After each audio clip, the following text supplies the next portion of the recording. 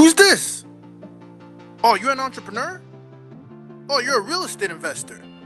Oh, you're trying to learn from those who did it. Well, come into the lab then. Put your white coat on, gloves on, notepad, and let's build, y'all. Real estate experiment. What is happening, y'all? Today we have Jamie Gruber in the building. It's funny, Jamie, you actually remind me of a good family friend of ours that we have. We actually was talking about that with my girlfriend. I'm like, doesn't he look like him? So it's so funny. But quick disclaimer, are you from Boston as well? I am. Well, in New York and Boston, yes. Well, that's the same deal here, Boston and New York. We actually spent some time in Cambridge, Massachusetts. Yeah. I actually went to Brandeis as well, so I'm kind of a local head that way. Look at you, man. Yeah. So we got, how long were you in Boston for? About 9 years I lived there. So I met my wife there, had our first kid there. We lived in the seaport for a little while, so it was a great spot. Oh, that's great. My girlfriend's from Lexington, Mass. Oh, geez. So it's like, right, family. We're there for Thanksgiving as well. Nice so town, man. It's a really good time. So it's awesome. I don't have too many people come to Boston, so I have to put it out there. But most importantly, obviously, we got Boston in the lab, but I want to talk about Jamie. Jamie, you're doing some really interesting things. We connected online, which is you'd be surprised how many wonderful people I meet online. And I just wanted to hit it off right away, man. And just kind of like tell the people who you are, because our listeners are, again, real estate investors, entrepreneurs, and we're all about growing this network. And I'm sure that my community will tap into the really interesting stuff that you're doing with your partners. So maybe tell us about who you were before and then who you are now. Absolutely. So I've been a W-2 employee for a long time, 20 years with the same company. And I'm a claims director for a large insurance company. That's my day job right now. Yeah. A couple of years ago, 3-4 years ago, gotten the bug for real estate and just started kind of looking to buy. Bought a couple of duplexes back in upstate New York because everything was too expensive in Boston, as you know. Right. Ended up moving to Michigan a couple of years later with my day job. So I moved out to the Ann Arbor, Michigan area. Really got the bug for multifamily, and my partner and I met. He actually lives in Florida, but invests in Michigan. He had a few single families also trying to jump into multifamily in Michigan, and we looked to buy. So we were struggling with brokers. We were struggling trying to get prioritized by brokers, which I get it. We weren't really a known quantity in that space. Yeah. So what we did was create a meetup, which we thought, hey, you know what? Let's at least create a brand, get ourselves out there, kind of, display who we are and create a community. And with that meetup came our first deal. And then recently our second deal. Folks from those meetups have brought us deals, and we've continued to really double down on building that brand and even actually kind of syndicated the brand into multiple cities across the US at this point. So fun stuff, man. That's amazing. So this is nice because I like the process of this. And that's, we talk about this all the time. I have a similar background in that sense, but it sounds like, you saw a goal. We always talk about, we all come from different backgrounds. A lot of us come from different backgrounds in this real estate space. And you're saying, okay, we might not have this, I guess, advantage or dominance in the marketplace.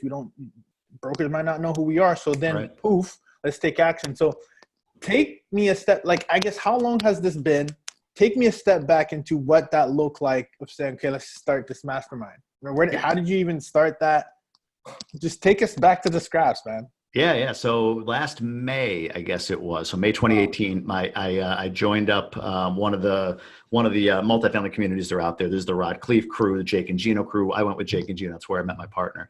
Nice. We partnered up within months. It was actually, and it's always like, did we do the right thing here? But it's worked. We're very symbiotic in what we like to do. And I guess probably by July or August of last year, so about a little over a year, almost a year and a half ago now, we had our first meetup. So yeah, to your point, we had no multifamily property in our portfolio at that point, and we're running a community called Multifamily and More. So month one was just sitting there and saying, hey, look, here's our business plan. This is how we did it. For those of you that are getting started, we might be a chapter ahead of you at this point. We're not 2,000 unit owners. We're just a little bit ahead. But here's what we did for a business plan. Tried to add value that way. The next month, my poor partner, who's more the analytical type than I am, I got him to come back up from Florida, flew back up and do a deal analysis in front of everybody. And of course, that month 2 or 3 syndicators came that had like 4,000 units. So my four partners up there presenting on how you analyze a deal in front of guys who truly know how to analyze. Okay, so I want to hear how this turned out. Yeah, you know what? Thankfully, really, really, really well. Like he was sweating bullets, but these guys came to, a lot of people in the space are this way, right? They came to add value. So it became, what started as a presentation became kind of a roundtable discussion, and people were just throwing things out there. Hey, what about this? What about that? And, if somebody in the room had some more expertise, we would just yield to them. So it became more of a discussion than it was a presentation, just based on the fact that we had so much talent in the room to draw from. So it worked out okay. And then the next month is when a couple, a husband and wife, came to us with a deal and said, hey, we got this 16-unit property. You guys want in on it? And we're like, yeah, let's do it. And that was our first deal. And then months later, a guy that I've networked with and runs our Cleveland branch came to me with a 22-unit deal, and I'm signing on that, and off we go. That's amazing, man. Congrats to you and your partner. We'll give you what's your partner? Does he want to shout? What's your partner? Sure, yeah, Benoit Malige. Ben, he goes by Ben, but Benoit Malige. He's from France originally, like a conehead, I like to tell people. For those of you that are as old as me, you'll get the reference. But he's a smart guy. He runs a turnkey company in Cleveland with a set of partners. He had that before. And then, he's going all in on multifamily with me. So I think that's fascinating. What I really like, Jimmy, is like I think we put so much pressure on ourselves to have it all figured out. But the thing is, it's about bringing the people together. Because I did the same thing. Like I was called a realtor for the investor, but I didn't have any properties, and that's how I angled it on Bigger Pockets. And now people are coming to you because you're also bringing other investors together, so you're adding value. So I really like that, and I think I'm actually really glad I had you on the show, because I actually didn't even realize, like, you guys you've been growing. It's been growing so fast. It seems like you've been doing this for a decade. So that's fascinating. Oh, thank you. For all of our listeners, that you can come in and, you didn't just wing it. You put a game plan down and you took action. So that's fascinating. So, I get that. Oops, go ahead. I was going to say, I get that question a lot, actually, because I still have my W-2, and it's a fairly demanding job. I have a large organization that I run. Likewise. For my day job, right? Yeah. So I have that. And then, I have my networking group, which is a lot of work. We have 11 chapters now nationwide, about 3,500 members. And I try to do the best to pour into the leaders of each group and give them as much, information as I can, as well as into my group. I run, I do a meetup every month. I do a virtual meetup every month. I mean, all this stuff. And then we have our portfolio of properties. And of course I have 2 kids, my wife, I squeeze them in. How do you do it, Superman? Tell us. Well, it's a good question, but I think the answer to that, I've thought about this a lot, because people ask me, and to your point, you think like, I don't know, I just do it, but it's because I want to, right? That's the only answer there really is. Like, here's the small example of that, right? You're a basketball fan? Of course. Michael Jordan. You love Michael Jordan? Love Michael. Okay. Let's say you have a whole weekend planned, and it's, you paid for stuff, right? You're going to go do this, that, and the other, right? Whatever. And then tomorrow, before the weekend, somebody says, hey, actually, you and Michael Jordan could have dinner Saturday night if you want, but you got to put off everything. Would you do it? Of course.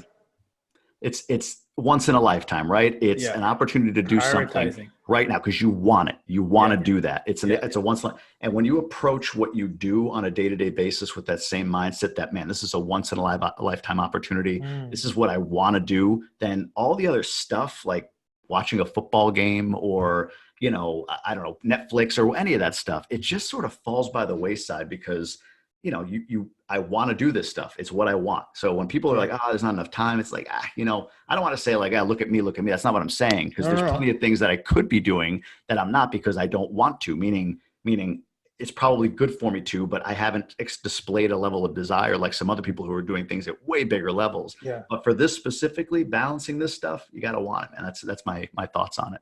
Yeah, no, I couldn't agree more. It's on prioritization. I think we talk about it all the time, right? We have the same 24 hours in a day as the next person, right? Yeah. And some people just optimize a little bit more into it. So that's fascinating. I love hearing that. I want to hear a little bit more as far as the positioning goes. How has that changed? Because I think it's big now. There's so many different platforms where you can tap into. I mean, whether it's LinkedIn, Facebook, social media, and that's how I came across you guys. So, considering that it's been so early and you gained so much traction so fast, I think I want to hear a little bit about your process. When you have an idea and you implement it, what does that look like, that decision or that timeline? Is it let's just see what happens, throw it at the wall, see what sticks, or is it strategic? Because I think people sometimes in the lab analysis paralysis, and then, but it sounds like you're gaining traction really quickly. So can you talk a little bit about that? No, I appreciate you saying that. It doesn't feel that that's amazing to hear. This is humbling, to be honest with you. But sure. I would say, yeah, I've said I'm a big fan of quantity over quality when it comes to content creation, right? So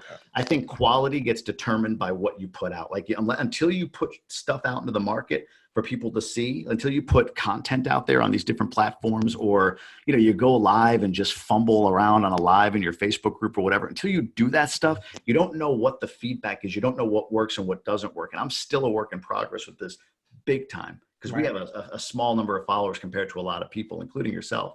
But I think the whole thing for me is just putting, like, if it's in my mind and it feels right, it feels authentic coming from me, I'm going to put it out there. And you know what? Some stuff doesn't hit. Sometimes I'm realizing the time of day is not the right time to put stuff out because it's not going to get seen, whatever the case may be. But the more I put out, the more I learn and the more I can hone the quality. But I'm all about quantity first over quality. So, get it out there, let people see, let them know you're out there. I think that's the more important thing. I love that. I'm all about that too. And I'm sure you listen to a few of the moguls, like the Gary V's of the world and the Grant Cardones. Oh, he's big on that. Gary That's V. what they're doing. Listen, if I haven't called you back enough times, you're not sick of me, I haven't called you back enough, right? Yeah. And that's funny because I actually just did this to one of our a deal we're potentially working on right now in Georgia. And I almost took this hesitant approach of, oh no, I'm like, no, blast the guy. And then he emailed me back a response of the deal that we're looking back, and he wants to set up a call. And it's just like, whatever voice we're listening to, I think sometimes we need to stop listening to it and take action. And I think you might appreciate this too, Jamie. I heard a gentleman say this, I think it was Omar, and he said, try to compress the amount of time it takes to make a decision by not thinking about it. So in other words, if you said, wow, it would be really cool to have Grant Cardone on one of our virtual summits, instead of letting that little voice come in and say, but we're not that big yet, and giving you all these excuses that will stop you from doing it, do it right away. Email his assistant, see what happens, shoot him a video. And I was like, that's fascinating. Like, and I'm sure, the reason I'm saying this, I'm sure that you had to have had some of that in your implementation. When I look at the way you guys are, I mean, your brand's fantastic. I love it. Oh, thank you. No, I appreciate it. Well, no, it's a good point. Like we do a virtual mastermind every month. It's just a Zoom webinar that we do, kind of interactive podcast style. I'll be there, and I'll be. That's right. That's right. But we've had some names on there, like you said. Like it was like, hey, Brandon Turner, let's see if I can get him. I bumped into him at a meetup here in Michigan, and just asked him, and his buddy Ryan Murdoch there said, yeah, let's do it. So he came on, and I got him from Bigger Pot. Everybody knows him. He's tough to get. Rod Cleef, Gino Barbaro, all these guys we've had on. So you're right.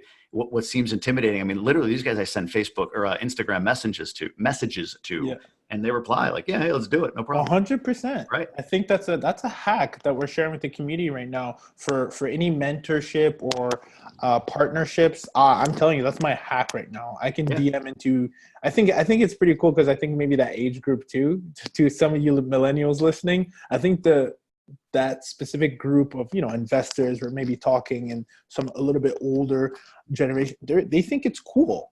So I think it's, Bigger Pockets, same thing. Like I put a post on there about HOA the other day. I had so many people give me value within like an amount of like 15 minutes. I'm going to do a review video and share my followers. I think it's fascinating. So I really want to touch on that, because I think you're doing a fascinating job of putting yourselves as thought leaders in this space. And I respect you and what you're doing.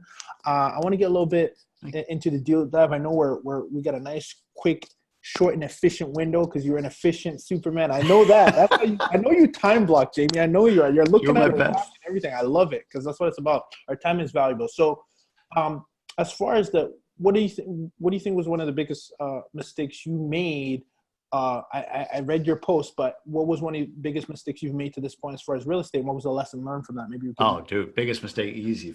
In 2005, when I was 20 something, bought a house pre-2008 crash, right? And I bought it for 100% financing. Like, and they got creative on me. I had no idea. Like, they just told me, hey, we'll finance it this way. I'm like, cool. I guess price is going to go up, right? And I'll end up selling it for more. So I ended up buying it. It was in upstate New York, $142,000 I paid for it in 2005.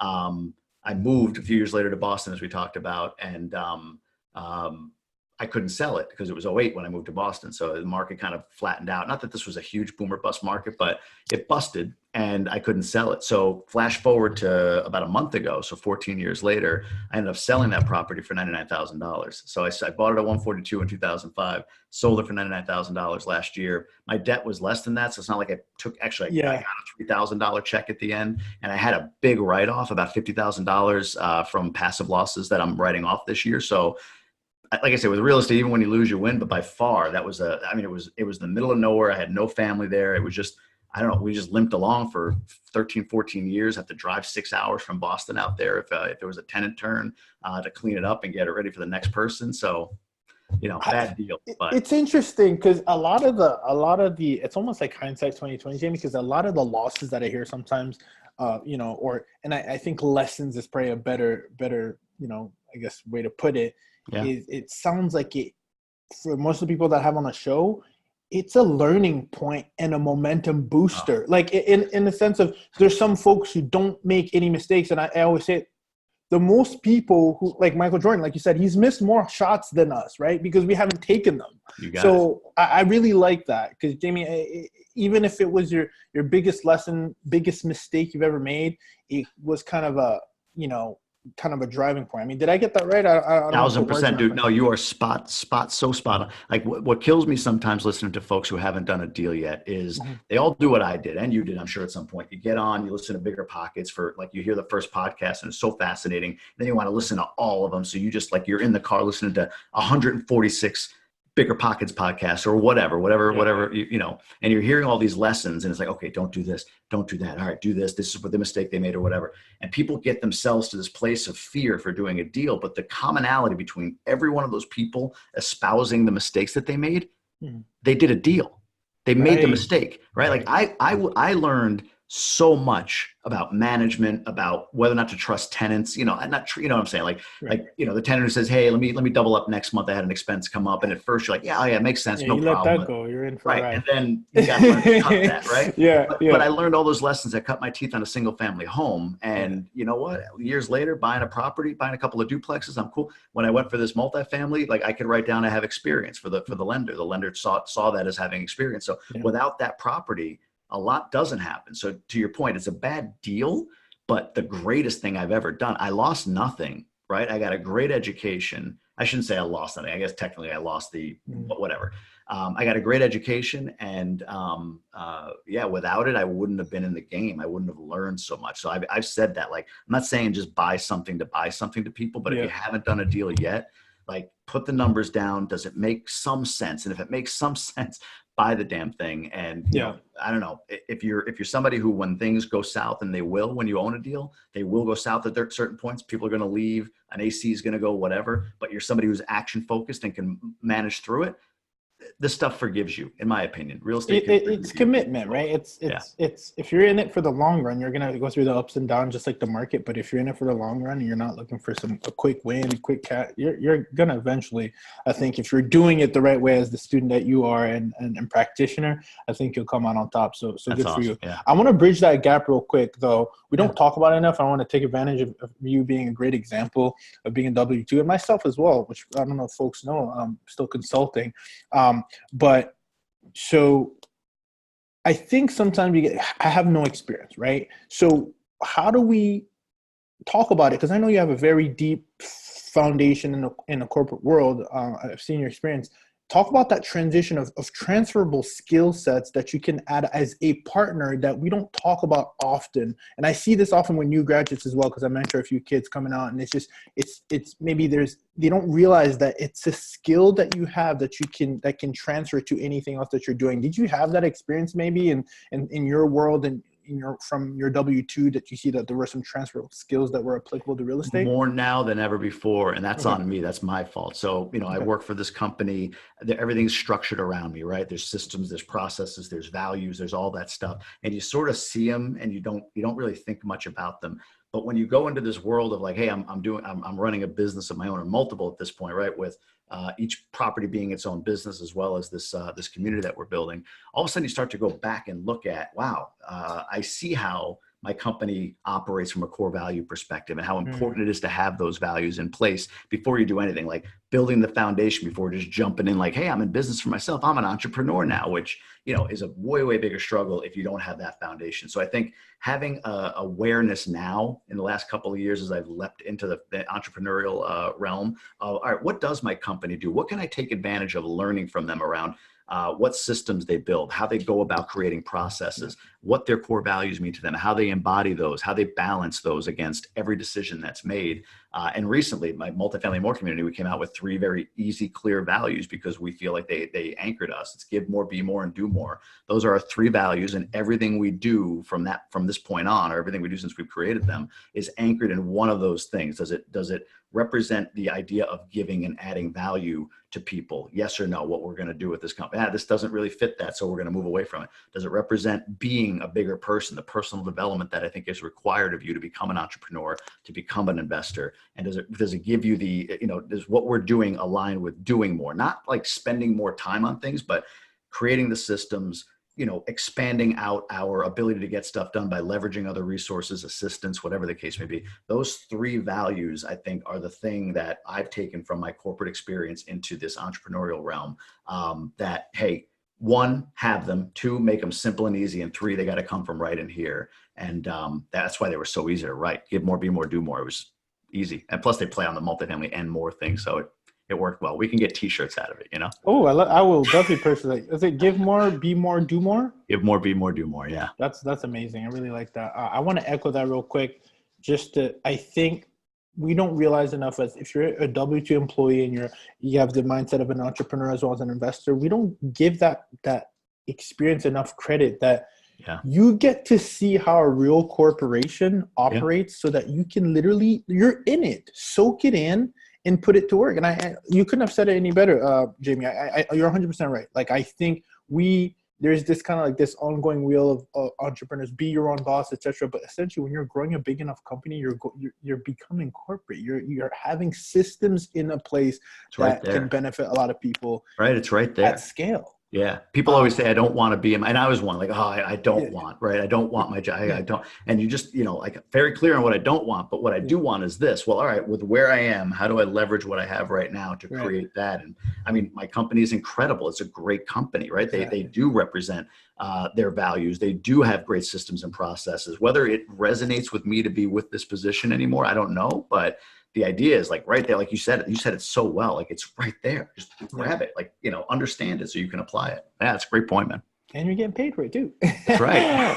In the meantime, real quick, let me give you to the rapid fire questions. I love hearing this because it allows the listeners to find out a little bit more about you, Jamie, and we'll give you tons of show notes and shout outs. But really quickly, I'm sure you must probably read. So, I mean, what's your favorite book? Favorite book that I've read recently is Outwitting the Devil. It's a Napoleon Hill book. That's really good. Have you seen it? Audio. Have you read it? I listened to the audio, and it's kind of like a deep, devilish voice. It's really good for like any. Yeah, I love it. That's it's a great book. It's if you like Think and Grow Rich, in my opinion, this is like the precursor to it. It's the story behind it, and it was written in the 30s, but too controversial, published till the 2000s. So intriguing book, interesting. Good for you. I haven't heard that one recently, man. That's a really good one. Yeah. The best habit that serves you every day.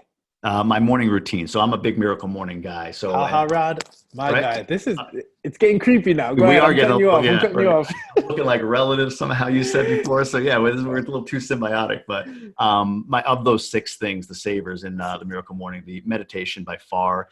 I like, it's not something that you understand, for me anyway, what it does until like months after doing it consistently. But once you're in it, all of a sudden things seem more clear. You're able to be more present. You're able to take yourself to a place of awareness. It's pretty cool. So I love the savers. Fascinating part too is you could do it for 5 minutes. You could do it for 30. You could, whatever the case. In and out. Best tool that helps you excel throughout your day.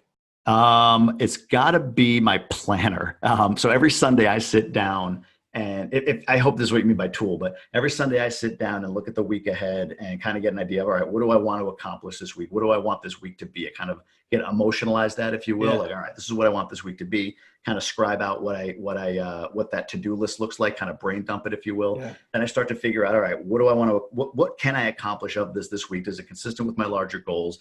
I block it, schedule it, whatever it might be. And then I use my planner like it's nobody's business, man. Like, if the time block is there, 80% of the time execute it. The times I don't, I forgive myself. I move the block and I figure out how to do it later. But that's a big piece for me is doing that. Amazing. One 300 unit apartment building or 3 apartments of 100 separate units. Oh, I go 1 300 unit apartment building. Oh, interesting. Yeah, I hear different answers every time. Go ahead. Yeah, no, I don't. I mean, look, I would take either one, but I'll take both. Right. If I had to do, you know what? Ooh. I'm going to modify that a bit. If I'm a little more experienced, 300 unit apartment building, because I'm assuming at that point I've got enough of a portfolio and net worth to not chop up the general partnership too much. But right now to go for 300 units for me would be a big leap, and I get a very, very little piece. But 100 unit property, or 2 or 3 of them, I could probably get individually without having to spread the GP too thin. So the general partnership too thin. So I'm going to change that. 3 100 unit buildings right now, but in a few years, I'll answer the other way. That's awesome. All right. And if you could describe a successful investor in one word, which word would you pick? One word. I got like 2 words. Growing. I was gonna say growth focused, but growing. I think personal development is so essential to being in the world of investment. So I would say the word I would choose is growing. That's fantastic. Hey, man, you're the right man for it. Give more, be more, do more. Where can the people follow you, Jamie, and your team and your Multifamily and More movement? I want to give all the plugs, my man. No, I appreciate that. We're everywhere at Multifamily and More. So Instagram at Multifamily and More, YouTube.com/Multifamily and More, Facebook.com/Multifamily and More. That's our page. We have 11 groups. You can go to multifamily-and-more.com and find all of those groups. So if you just look up Multifamily and More anywhere, you should be able to find us, find our stuff, and join any community you like. And in any of those communities, I feel like we're building a really, really cool thing. So we'd love to have you. Indeed, you are. And I will be definitely joining you guys. By the time you see this, I'll be gone, but because we're meeting this Wednesday. But I'll add this snippet in there for my social media to check you guys out on Wednesday. I believe it's 8 p.m. Eastern. You got it. You guys got a special guest coming on there, so I won't give it away. But we are out of time for now. But what I'm going to ask you if I meet someone right now with the super connector that I am, because we will be in touch, my friend, believe that, who is it that I could make an introduction to on your behalf that would be extremely helpful for you and where you are right now? Man. It could be a person or it could be a type of person that you're looking for. I would say one of 2 things. Somebody who is heavily operationally focused. I'm a good visionary, but when it comes to the lay the battle plan out and drive it forward, we need that guy or gal in our organization. So that, or somebody who's really tuned into digital marketing, social media marketing, and all that stuff. I got you. We've only begun. There's so much more I know we can do. There's just so much to get our hands around. So either or. Excellent. Well, I'm going to be reaching out to you offline because you're talking to, I got a strong digital marketing network, and then operational. I'll keep that in mind. But yeah, I have guys who that's their main business. They sold their company, and love it. I have an agency as well. So we'll talk about that. You guys know that. We'll plug it in there. But hey, listen, Jamie, I can't thank you enough for your time. Time is so crucial.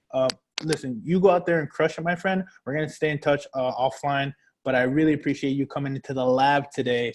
A fellow Bostonian in the building and coming in to drop some real value that I think is really going to mean a lot for this audience, because we see all sorts of different folks, and I think you are gonna hit a special spot for our listeners. So I appreciate that, Jamie. Oh man, no, I appreciate it. This was amazing. Thank you so much. I really appreciate being here.